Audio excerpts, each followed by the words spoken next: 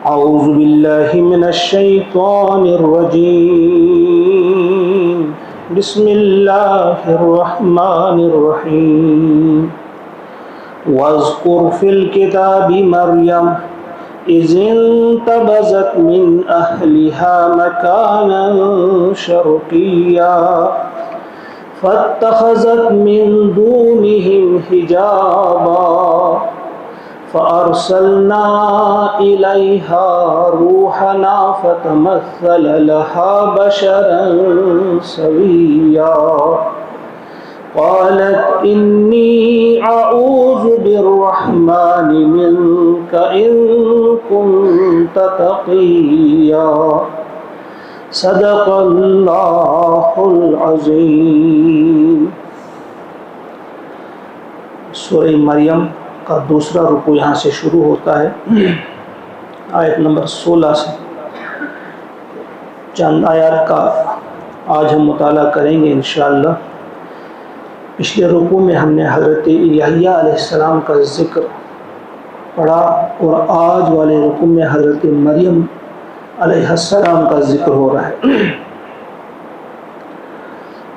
اللہ کا ارشاد ہوتا ہے وَاذْكُرْ فِي الْكِتَابِ، اور ذکر کرو کتاب میں مریم کا.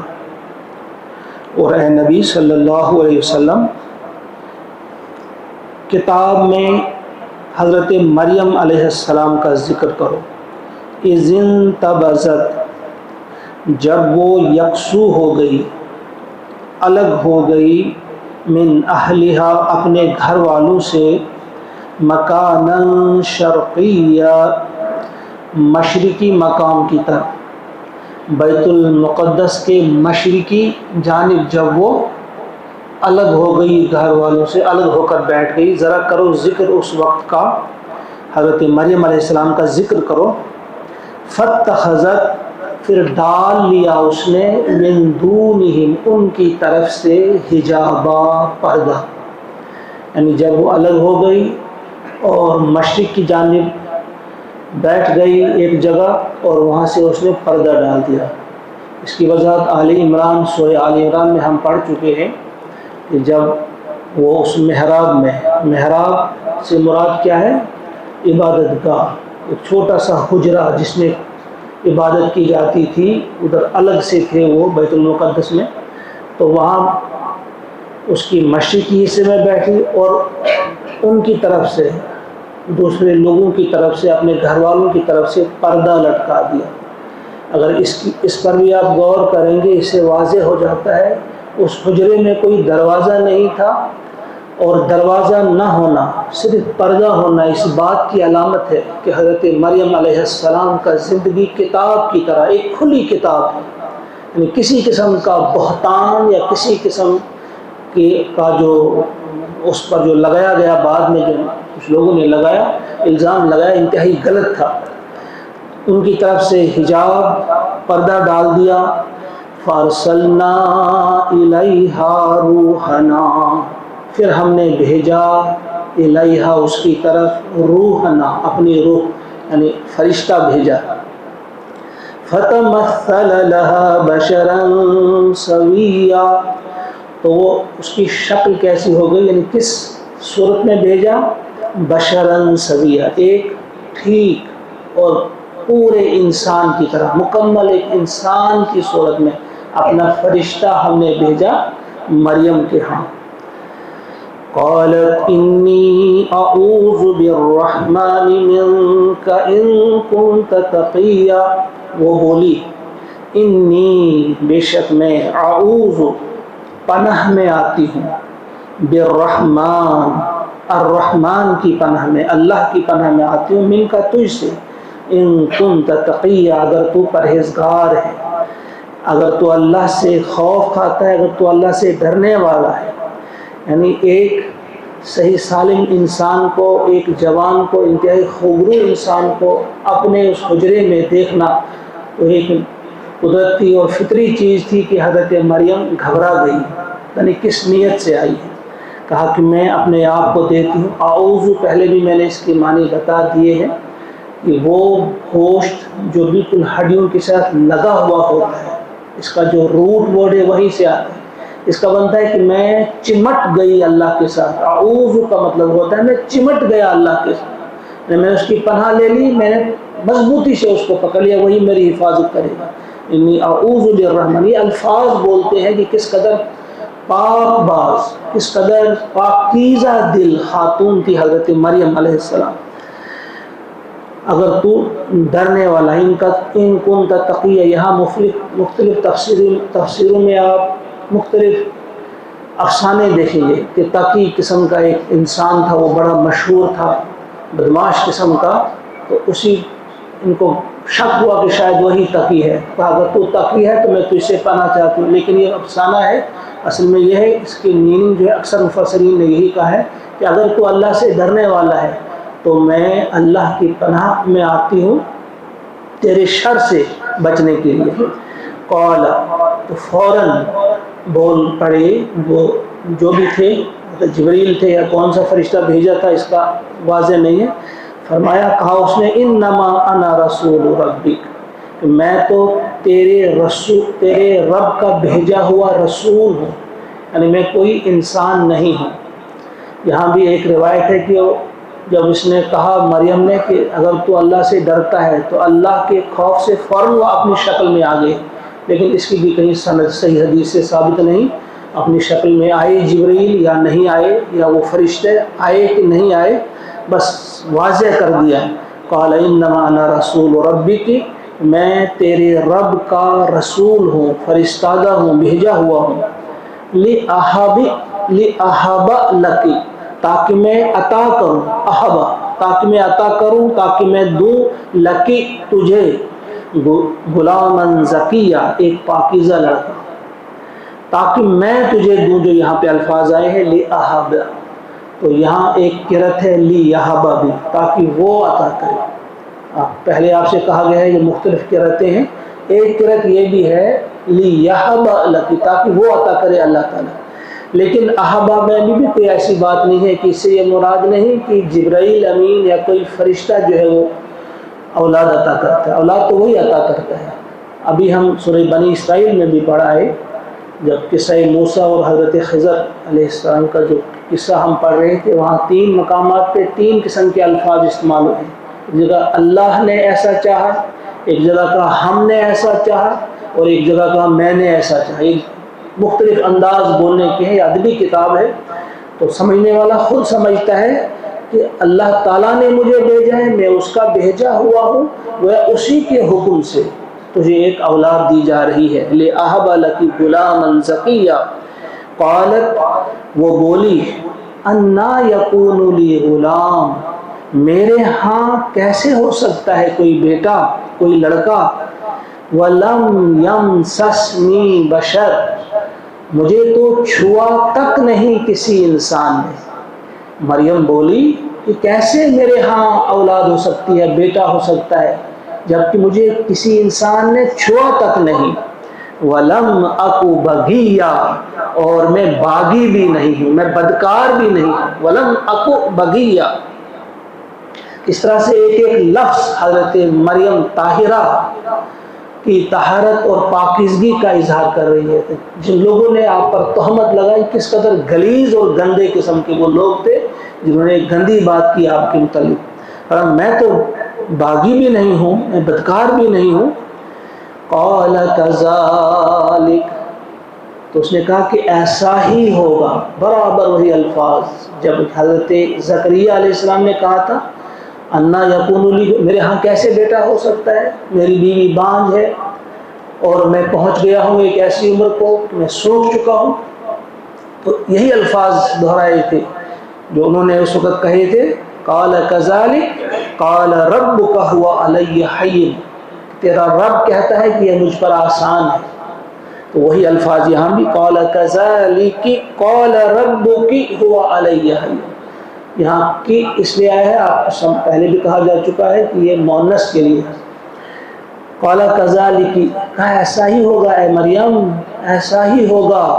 قال ربك، فرمایا تیرے رب نے، ہوا علیہ، کہ وہ مجھ پر، حین آسان ہے، یعنی ایسا کرنا تیرے رب کے لیے بہت آسان ہے. اس وقت بھی میں نے یہاں وضاحت کی تھی کہ جب ہم کسی چیز کی تمنا کرتے ہیں یا کوئی ارادہ ہم کرتے ہیں کہ کاش ایسا ہو جاتا، ہم اللہ سے دعا کرنا چاہتے ہیں، تو کبھی کبھی ہم سوچتے ہیں کہ ایسا کیسے ہو سکتا ہے؟ ایک اتنا بڑا ملک، مشرکین کا ملک، کیا یہاں بھی کبھی ایسا ہو سکتا ہے کہ اللہ کے دین کا غلبہ ہو، قرآن کریم کا نظام نافذ ہو، رسول رحمت علیہ الصلوۃ والسلام کی امارت پر، آپ کی قیادت پر اور آپ کی لیڈرشپ پر بھروسہ ہو، اس کے مطابق اس ملک کو چلایا جائے؟ کہ ایسا ممکن ہے؟ تو یہاں اپنے آپ کو طاقت دینی چاہیے ان الفاظ سے، قال کذالک قال ربک هو علی ہین، کیونکہ تیرے رب نے کہا کہ میرے لیے یہ آسان ہے۔ تم نے انسان کی سطح پہ سوچا ہے کہ ہم ایسا نہیں کر سکتے، رب بھی ایسا نہیں کر سکتا۔ آپ اپنے سے اوپر اٹھیے ذرا اور رب کی نگاہ سے دیکھیے، یعنی رب کو سامنے رکھ کر پھر دیکھیے کہ یہ رب کا فرمان ہے، کہا ہوا علیہ حین، یہ تو میرے لیے آسان بات ہے۔ ناممکن کو ممکن بنانا اللہ کے لیے آسان بات ہے۔ وَلِنَجْعَلَهُ، اور تاکہ ہم بنائیں اسے آیہ، ایک آیت، ایک نشانی، للناس، لوگوں کے لیے، وَرَحْمَةً مِنَّا، اور رحمت، منا، ہماری طرف سے، اور اپنی طرف سے اسے لوگوں کے لیے ایک نشانی اور ایک رحمت بنائیں۔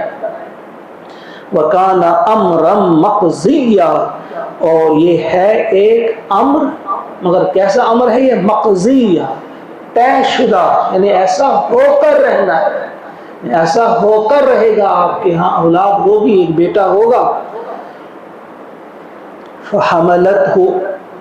فحملتہ، بس اسے حمل ٹھہر گیا۔ اس کی وضاحت آئی ہے ایک حدیث پاک میں کہ گریبان میں پھونک کر کہا، یعنی گریبان میں دور سے ہی فرشتے نے پھونکا اور حمل ٹھہر گیا۔ فحملتہ فانتبذت بہ، پھر وہ علیحدگی میں چلی گئی، پھر وہ علیحدہ ہو گئی، بہی، اس کو لے کر، اس حمل کو لے کر وہ علیحدہ ہو گئی، مکانا قصیا، ایک دور کی جگہ، ایک دور کی جگہ اس کو لے کر ایک سائڈ میں چلی گئی۔ فاجاءہا، پس لے آیا اسے، المخاض، درد ذہن۔ پھر ایک وقت آیا، ہم فوراً پڑھتے ہیں، یہاں ایسا نہیں ہے کہ بس ایک دن ہوا تو اسی وقت وہ ٹھہر گیا، کچھ عرصہ بعد جو وقت لگتا ہے وہ وقت پورا ہوا۔ اس میں مختلف اقوال ہیں، 8 مہینے کچھ لوگوں نے کہا، لیکن کچھ لوگوں نے اس کی تردید کی ہے، پورے 9 مہینے۔ فَأَجَاءَهَا الْمَخَاضُ إِلَى جِذْعِ النَّخْلَةِ، پھر درد ذہ لے گیا اسے کس طرف؟ إِلَى جِذْعِ النَّخْلَةِ، کھجور کے درخت کے تنے کے پاس، جڑ کے پاس۔ جذع، جڑ کو کہا جاتا ہے نخلہ، اور تنے کو بھی کہا جاتا ہے۔ کھجور کے درخت کی جڑ کے پاس لے گیا وہ درد ذہ اسے۔ قالت، وہ بولی، یا لیتنی، کاش، یا لیتنی، کاش میں، مت، مر چکی ہوتی، قبل ھذا، اس سے قبل، کاش میں اس سے پہلے ہی مر چکی ہوتی، وَكُنْتُ نَسْيًا مَنْسِيًّا، اور میں بھولی بسری ہو گئی ہوتی۔ یعنی حیا کا یہ عالم تھا جب اسے اب پورا یقین ہوا کہ اب وہ بچہ جننے والی ہے، کھجور کے اس تنے کے پاس وہ بیٹھ گئی، درد ذہ کی وجہ سے اب وہاں ہے وہ، اور بس اتنا اور اس قدر پریشان ہے اور کہہ رہی ہے کہ کاش میں پہلے ہی مر چکی ہوتی، اور بھولی بسری ہو گئی ہوتی، لوگوں کے دل سے بھی اتر گئی ہوتی، یاد بھی نہ رہی ہوتی میں لوگوں کو، نسیہ منسیہ ہو چکی ہوتی۔ فناداہا، پس اسے آواز دی، من تحتہا، اس کے نیچے سے، اللہ تحزنی، کہ تو نہ گھبرا، قد جعل ربک، کر دیا ہے تیرے رب نے، تحت کی تیرے نیچے سے، سریا، ایک چشمہ، ایک چشمہ تیرے پاؤں کی طرف سے اللہ تبارک و تعالیٰ نے جاری کر دیا ہے، پانی روانہ ہو گیا ہے، دیکھو چشمہ تمہارے پیروں کی طرف۔ وَحُزِّي إِلَيْكِ اور تم ہلاؤ اپنی طرف بِجِزْءِ النَّخْلَةِ اس کھجور کا تنا. آپ سب جانتے ہیں کھجور کا درخت کتنا مضبوط ہوتا ہے، بڑا ہوتا ہے. یہ معجزاتی طور پہ صرف وہ کیسے ہلا سکتی تھی اسے؟ بس ایسے ہی اشارے سے اس کو کرنا تھا، ہاتھ لگانا تھا کہ اس کھجور کے تنے کو تم اپنی طرف ہلاؤ تو ساقط علیک گر پڑیں گی، جھڑ پڑیں گی تجھ پر رطباً جنیا تازہ کھجور، تازہ کھجور. یعنی معجزاتی طور پہ جب وہ اس کھجور کے تنے کے پاس بیٹھ گئی، آپ کے پیروں کی طرف سے ایک چشمہ جاری ہو گیا اور کھجور کا درخت جو تھا اسے آپ نے ہلانا تھا، جب بھی ہلاتی وہ کھجور تر و تازہ کھجور گر پڑتی. تو یہاں سے کچھ میں نے پہلے بھی کہا ہے، قرآن پاک پڑھتے ہوئے بٹوین دا لائنز کچھ چیزیں نکلتی ہیں، یہاں سے بین السطور آپ نے کچھ اخذ کرنا ہوتا ہے. یہیں سے کچھ لوگوں نے نکالا ہے کہ پہلے پانی جاری ہوا پھر کھجور آئی، لہذا جب دسترخوان بچھے گا تو پہلے پانی رکھنا ہوگا دسترخوان پہ، پھر کھانا رکھنا ہوگا. فرمایا فَكُلِي وَاشْرَبِي. اور یہاں ایک اور چیز بھی کہ یہ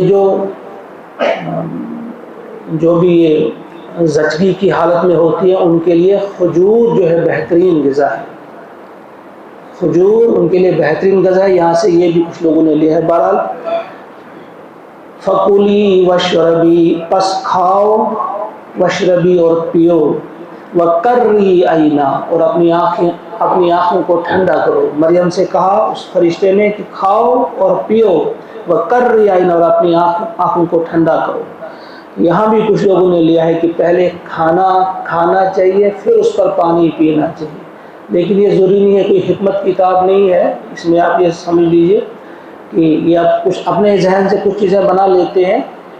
آج کل زیادہ تر حکماء، یہ جو حکیم ہیں، اطباء ہیں، ڈاکٹر سے وہ کہتے ہیں پہلے پانی پیو اس کے بعد کھانا کھاؤ، کھانا کھانے کے بعد آپ پانی نہ پیو. تو یہ کتاب، اس کتاب کو کتاب ہدایت ہی رہنے دو. روح کی، ہماری روح کی یہ غذا ہے، تو یہ ضروری نہیں کہ اس میں اس اعتبار سے یہ بات کہی گئی ہو. فَكُلِي وَاشْرَبِي تو کھا تو پی، وَقَرِّي عَيْنَا ٹھنڈی کر اپنی آنکھیں. فَإِمَّا تَرَيِنَّ مِنَ الْبَشَرِ أَحَدًا پھر اگر تو دیکھے یا جس وقت تو دیکھے من البشری کوئی آدمی، احدہ کوئی ایک، کسی شخص کو تو دیکھے، فَقُولِي تو کہہ دے تو اس سے انی نظرت للرحمن کہ میں نے نظر مانی ہے رحمان کے لیے، صوما روزے کی. یہ کون سا روزہ ہے؟ نہ بولنے والا روزہ. یعنی میں نے ایسا روزہ رکھا ہے جو اس شریعت میں جائز تھا. حضرت عبداللہ ابن مسعود کے پاس دو آدمی آتے ہیں، ایک نے سلام کیا ایک نے نہیں کیا. آپ نے پوچھا بھائی کیا بات ہے، آپ نے سلام کیوں نہیں کیا؟ دوسرے نے کہا کہ اس نے ترک کلام کا روزہ رکھا ہے، یعنی نہ بولنے کا روزہ رکھا ہے. تو آپ نے فرمایا کہ یہ اگلی امتوں میں تو جائز تھا، مشروع تھا، لیکن آج ہماری امت کے لیے یہ مشروع نہیں ہے، جائز نہیں ہے ترک کلام کا روزہ. فَلَنْ أُكَلِّمَ الْيَوْمَ إِنْسِيًّا پس میں ہرگز کلام نہ کروں گی، الیوم آج، انسیہ کسی انسان سے، کسی بھی انسان سے میں آج ہرگز کلام نہیں کروں گی. یعنی صرف اشارے سے آپ بتا دیں گے، جو بھی آپ کے سامنے آئے، کوئی بھی انسان پوچھے یہ کیا ہوا تو آپ نے جواب دینا اشارے سے کہ میں نے روزہ رکھا ہے، میں بول نہیں سکتی، تو اس سے پوچھو آپ. فَأَتَتْ بِهِ قَوْمَهَا بس یہ والی آیت ہم مکمل کریں. فَأَتَتْ بِهِ قَوْمَهَا پھر اسے لے کر وہ آ گئی، قومہا اپنی قوم کے پاس. یعنی اب جب بچہ جنا، عیسیٰ علیہ السلام آ گئے تو اس کو لے کر وہ آ گئی اپنی قوم کے پاس، تحملہ اسے اٹھائے ہوئے. قالوا تو وہ بولے، یا مریم اے مریم، لقد جئت شیئا فریا تو لائی ہے ایک ایسی شے جو فریہ ہے، بہت ہی بری، غضب کی شے، بہت ہی برا کام تو نے کیا ہے، بہت ہی بری شے لے کر تو آئی ہے. یہ انہوں نے کہا۔ پھر اس کے جواب میں حضرت مریم علیہ السلام کیا بولی انشاءاللہ کل یہ پڑھیں گے ہم، یہ واقعہ ابھی جاری ہے، کل یہ واقعہ مکمل ہوگا۔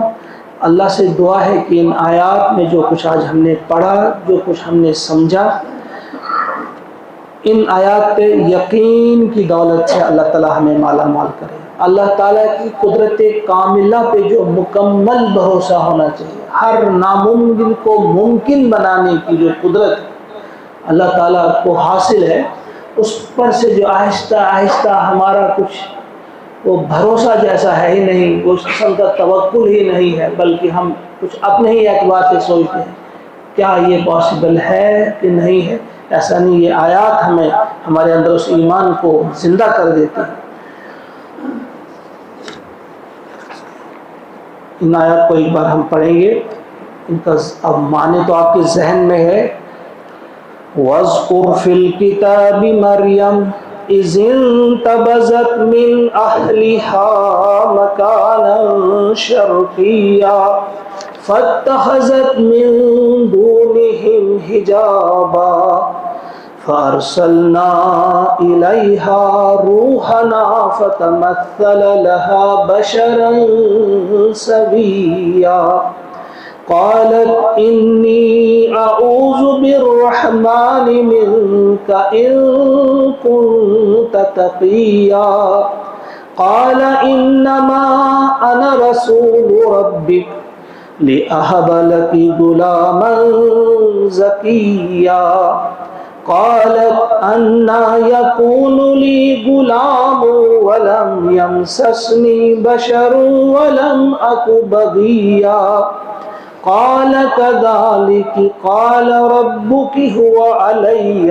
حي ولنجعله آية للناس ورحمة منا وكان أمرا مقضيا فحملته فانتبذت به مكانا قصيا فأجاءها المخاض إلى جذع النخلة قالت يا ليتني مت قبل هذا وكنت نسيا منسيا فناداها من تحتها ألا تحزني قد جعل ربك تحتك سريا وهزي إليك بجذع النخلة تساقط عليك رطبا جنيا فكلي واشربي وقري عينا فإما ترين من البشر أحدا فقولي إني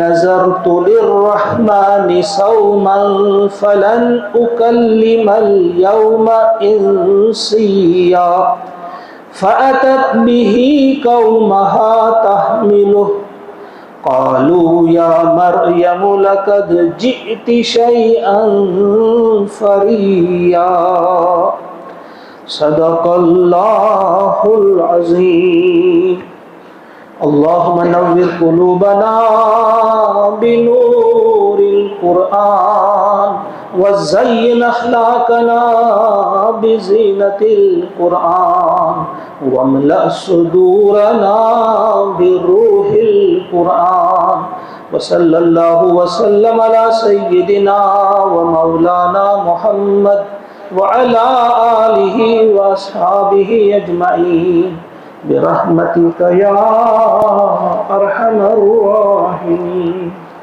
آمين.